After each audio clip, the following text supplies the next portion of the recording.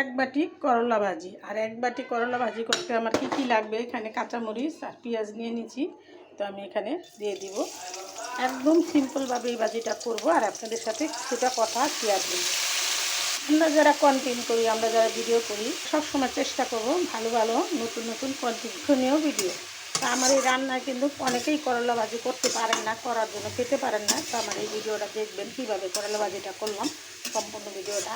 তো আমি হলুদ মরিচ আর নুন দিয়েই করলা ভাজি করলাম, বেশি কিছুই লাগে না করলা ভাজি করতে। কথা এখন রান্না করতে গুণ লাগে, ভাত খাইতে নুন লাগে। নুনের যখন দরকার পড়ে তখন গুণেরও দরকার পড়ে, তো গুণেরই কদর বেশি। গুণ না থাকলে আমরা ভালো ভালো কন্টেন্ট কীভাবে তৈরি করবো? তো আমাদের মেয়েদা খাটিয়ে মনোযোগ দিয়ে কন্টেন্ট তৈরি করতে হবে, এটাই আমাদের লক্ষ্য থাকবে। তো কীভাবে বাজিটা বসাইলাম সম্পূর্ণটা আপনাদের সাথে শেয়ার করলাম। দেখা হবে পরবর্তী কোনো ভিডিওতে।